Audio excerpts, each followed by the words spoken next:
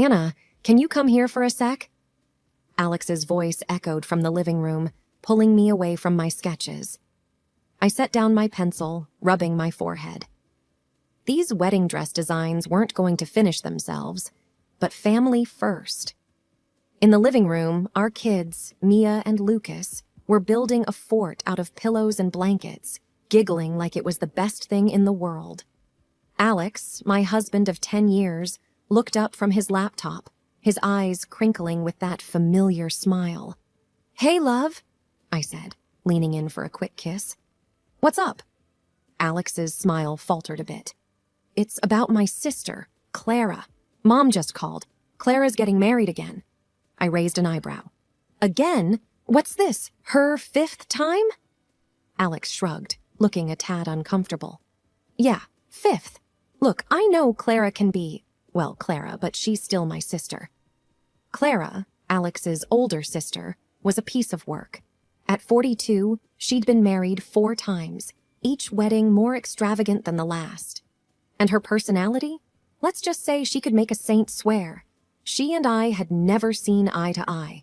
Her idea of a conversation was more like a one-sided barrage. I sighed, already feeling a headache coming on. So, what does this have to do with us? She's not expecting us to foot the bill for her wedding again, is she? No, nothing like that, Alex quickly assured. It's just, well, Mom mentioned that Clara might want her wedding dress from your studio. I choked on my coffee. She wants what? Alex, you know how she treats me, and my work is not exactly bargain bin material. I have a reputation to maintain. Alex ran a hand through his hair, looking as if he'd rather be anywhere else. I know, but you also know how Mom is. She's hoping you'll do it as a favor. Family and all that. Family. That word always got me. I loved my in-laws. Truly I did. They'd been nothing but kind and welcoming to me. But Clara? She was the thorn in my side, the lemon in my paper cut. Fine, I'll think about it, I said finally, my words clipped. But I'm not making any promises, especially not to Clara. Just then, the doorbell rang. I went to answer it, and there they were. Clara, in all her overbearing glory, and my mother-in-law, sweet as ever, but with that hopeful look in her eyes. "Anna, darling," Clara's voice was like nails on a chalkboard. "I just knew you'd be thrilled to make my wedding dress. It's going to be the event of the year after all." I forced a smile, holding back 100 sarcastic replies. "Clara, what a surprise. Come in, let's talk about it." As they stepped inside, I braced myself. This was going to be one long, bumpy ride. The next day, Clara barged into my studio like she owned the place, her heels clicking loudly against the floor. My mother-in-law, Mrs. Thompson, trailed behind her, her expression apologetic. I put on my best professional smile, though inside, I was anything but pleased. "Welcome to my studio," I greeted, gesturing around the room filled with mannequins draped in elegant fabrics. "Let's talk about what you're looking for in a wedding dress." Clara didn't waste a second. "I want something spectacular, Anna. This is my 5th wedding, and it has to top all the others. I'm thinking something bold, something that screams Clara." I nodded, trying to keep my tone neutral. "Of course. Do you have any specific designs in mind?" She waved her hand dismissively. "You're the designer. Impress me. But remember, it needs to be grand. I want everyone's jaw to drop." Mrs. Thompson gave me a pleading look. I knew she was caught between her daughter's demands and her respect for my work.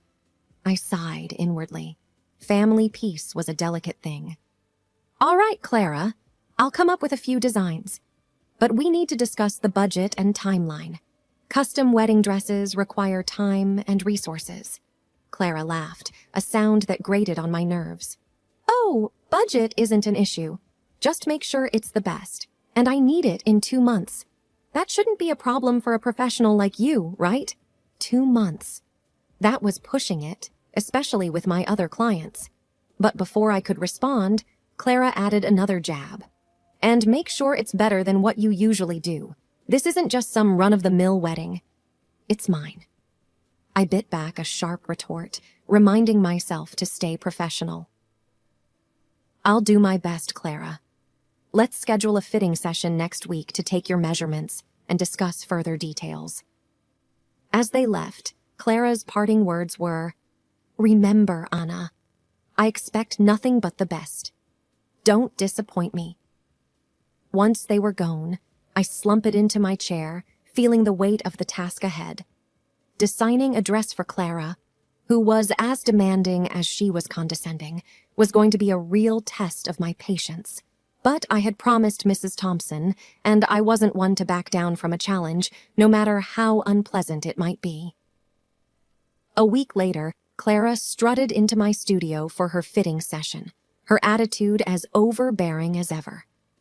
I had prepared several sketches, each showcasing a different style, but I had a feeling this was going to be more about Clara's ego than the dress itself.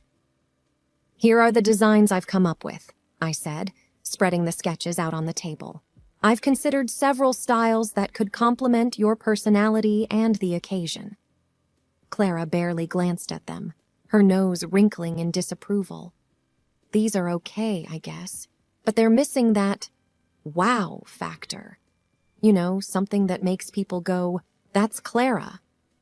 I took a deep breath, my patience wearing thin. "How about this one?" I pointed to a sketch of a bold, open-back dress. "It's elegant yet daring, much like your personality." Clara peered at the sketch, then shrugged. "It's fine, but it needs more pizzazz, and make sure it's white, pure white." I paused, choosing my words carefully. "Clara, have you considered maybe a different color, like blue, lavender, or even peach? Given that this isn't your first wedding, white might not be the most suitable choice." Her eyes flashed with anger. "Are you kidding me? It's my wedding, and I'll wear white if I want to. It's traditional. Are you saying I can't pull off white?" "No, it's not about that," I tried to explain. "It's just that white traditionally symbolizes—" "I don't care what it symbolizes," Clara snapped. "I want white, and that's final. Are you going to make my dress or not?" Seeing no point in arguing further, I nodded. "All right, white it is. Let's talk about the budget. Given the details and work involved, especially on such short notice, the cost will be around $2,000. Clara's jaw dropped. $2,000? Are you out of your mind? I'm family. You should be giving me a discount, not ripping me off. "I already factored in a family discount," I explained, trying to keep my voice steady. "The price is actually quite reasonable for a custom design and rushed order." "Well, I'm not paying that much," she retorted. "I thought you'd do it for free as a wedding gift or something." I was stunned. "Clara, I can't just give away my work for free. There are costs involved, not to mention the time and effort of my team." "Your team?" Clara laughed mockingly. "Please, it's just a dress. I'm sure you can whip it up in no time. And it's not like you're some big-name designer." I felt my cheeks flush with anger. "My work has value, Clara. I'm sorry, but I can't just give you a dress for free." Clara stood up, her chair scraping loudly against the floor. "Fine. I'll talk to Mom about this. She'll make you see sense." That evening, after a long day of wrestling with fabric and fending off Clara's demands, my phone rang. It was Mrs. Thompson, and her voice was laced with concern. I braced myself for what was to come. "Anna, dear, I just had a talk with Clara," she began, her tone soft but heavy. "She's really upset about the dress situation." I sighed, running a hand through my hair. "I know, Mrs. Thompson, but what she's asking for, it's a lot. Giving away a custom dress for free is a big ask. It's not just the cost, but the effort and time that goes into it." There was a pause, and I could almost picture Mrs. Thompson's kind face torn between her daughters. "Anna, I know it's a big favor, but it would mean so much to the family, especially to Clara. It's her 5th wedding, and she wants it to be special." Her words hung in the air, and I felt the familiar tug at my heartstrings. Mrs. Thompson had always been like a second mother to me, and I hated letting her down. All right, Mrs. Thompson. I'll do it. I'll make the dress for Clara as my wedding gift to her. But I have one condition. She needs to respect my time and the process. No last-minute changes or unreasonable demands. Mrs. Thompson's relief was palpable, even through the phone. Oh, thank you, Anna. You have no idea how much this means to us. I'll talk to Clara, make sure she understands your conditions. I ended the call with a heavy heart. I knew I was walking into a storm, but for the sake of family harmony, I was willing to weather it. The next morning, Clara waltzed into my studio, a smug smile on her face. So, I heard you've come to your senses and agreed to make my dress for free. Smart move, she said, her tone bordering on condescending. I forced a smile, keeping my emotions in check. Yes, Clara. I'll make your dress as a wedding gift, but I need you to cooperate with me. No more unrealistic demands or last-minute changes. Deal? Clara rolled her eyes but nodded. Fine, fine. Just make sure it's the most stunning dress you've ever made. Remember, it's for Clara's big day. The following weeks were a blur of fabric, measurements, and constant alterations. Clara was proving to be as difficult a client as I had feared. Every fitting session felt like a battle, her demands growing more outlandish each time. Anna, this isn't what I pictured at all, Clara exclaimed during one of her fittings, looking at herself in the mirror with a frown. The neckline needs to be lower, much lower. And where's the wow factor I asked for? I kept my voice calm, though inside I was anything but. Clara, we've already adjusted the neckline twice. Any lower and it won't be appropriate. As for the wow factor, I've added the embellishments you requested. She huffed, turning this way and that in front of the mirror. It's just not enough. I want people to be stunned, speechless even. Can't you add some more sparkle or something? Clara, there's only so much I can do without changing the entire design, I replied, trying to maintain a professional demeanor. And we're running out of time. The wedding is in 3 weeks. Well, you're the designer. You figure it out, she snapped. Just make it happen. I have to look perfect. As she left the studio, I felt a knot of frustration in my stomach. Designing a dress was one thing.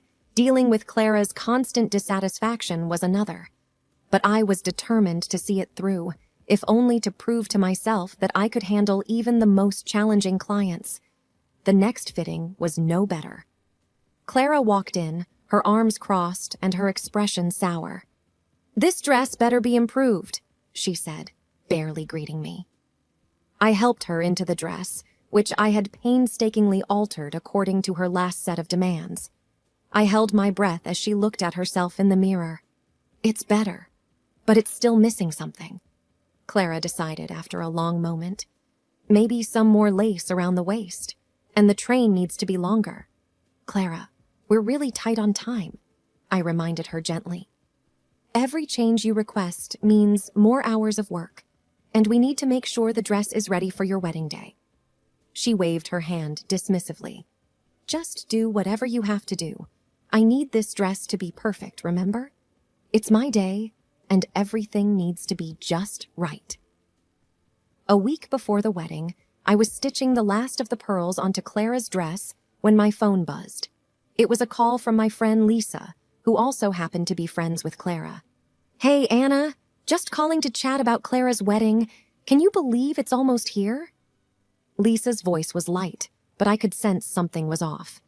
Yeah, it's been quite the journey with the dress, I replied, trying to keep my tone neutral.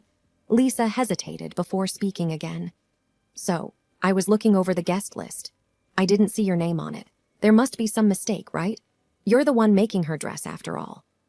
My hand froze mid-stitch. What? I'm not on the guest list? I double-checked, Anna. Your name's not there. I thought it was odd, given you're practically family. Anger and disbelief swirled inside me. After everything I'd done for Clara, she hadn't even bothered to invite me to the wedding? I'll look into it, Lisa. Thanks for letting me know. I managed to say before ending the call. My mind raced as I dialed Clara's number, my fingers trembling slightly. Anna, what do you want? I'm busy with wedding stuff, Clara answered, her voice brusque. Clara, I just found out I'm not on your wedding guest list. Surely this is some mistake. I tried to keep my voice steady. Oh, that! No mistake. I didn't invite you, she said casually, as if it were the most normal thing in the world. I was stunned into silence for a moment. You didn't invite me? After I've been working day and night on your wedding dress? Clara's laugh was cold. Come on, Anna. You're just the dressmaker. Besides, it's not like we're friends. Why would I invite you? I struggled to process her words. But I'm your sister-in-law, and this dress, it's my gift to you. Gift or not, I don't want you at my wedding. You don't fit in with my guests, Anna. It's a high-class event, not some local craft fair. Her words stung like a slap. I took a deep breath, trying to keep my composure. Fine, Clara. I hope your wedding goes as you wish. I hung up, feeling a mix of hurt and anger. I had put so much of myself into that dress, and this was how she repaid me? I felt foolish, naive, for thinking that maybe, just maybe, Clara would appreciate my gesture. But no, she was the same self-centered person she always had been, and I was the one left feeling like a fool. A few days before the wedding, as I put the final touches on Clara's dress, an idea began to form in my mind. If Clara thought she could use me and then toss me aside like an old rag, she had another thing coming. During the final fitting, Clara was her usual unpleasant self. Make sure this is tight. I want to look stunning, she demanded, eyeing her reflection in the mirror. I forced a smile, nodding. Of course, Clara, it'll be perfect. As she twirled in front of the mirror, I added, There's just a small adjustment I need to make. It won't take long. Clara eyed me suspiciously. What kind of adjustment? Just a minor tweak to the train. I want it to be absolutely perfect for you, I said, my voice dripping with feigned sweetness. Hurry up then. And remember, you're bringing the dress to my place on the wedding day. I don't want any last-minute disasters, she ordered, her tone dismissive. The day of the wedding arrived, and with a devious smile, I packed up the dress, or rather, what Clara thought was the dress, and headed to her place. My husband, Alex, drove me, his expression a mix of confusion and concern. Are you sure about this, Anna? He asked, glancing over at me. I've never been more sure of anything, I replied, my resolve steeling. We pulled up to Clara's house, and I could see the hustle and bustle of the wedding preparations through the open door. Taking a deep breath, I carried the box up to the front door, where Clara was waiting, her expression impatient. It's about time, she snapped, snatching the box from my hands. Now get out. You've done your part. I smiled, a real smile this time. Enjoy your wedding, Clara. Alex and I turned to leave, and as we drove away, I couldn't help the feeling of triumph that bubbled inside me. An hour later, my phone rang. It was Clara, and she was absolutely livid. What is this? Where's my dress? I feigned innocence. What do you mean? I gave you the dress. This is a joke, right? This is just a piece of plain fabric. Where is my real dress? She screeched into the phone. I let out a sigh, feigning regret. Clara, that piece of fabric is what you deserved. After how you treated me, did you really think I'd let you walk all over me? There was a stunned silence on the other end. Then Clara exploded. You'll pay for this, Anna. You've ruined my wedding. The call ended, and I turned to Alex, who was looking at me with a mixture of shock and admiration. Well, that's that, I said, feeling a weight lift off my shoulders. An hour after the phone call, I was in my living room trying to relax when the doorbell rang. I opened the door to find Clara standing there, her face red with rage, clutching the piece of fabric I had given her. Her mother and her fiancé were standing behind her, looking equally shocked but for different reasons. You ruined my wedding! Clara yelled, waving the fabric in my face. How could you do this to me? I crossed my arms, meeting her anger with calm. I did exactly what you asked for, Clara. You got the dress you deserved. Her fiancé, who had been quiet until now, spoke up. Clara, what's going on? Why are you holding a piece of fabric? Clara turned to him, her face twisting with fury.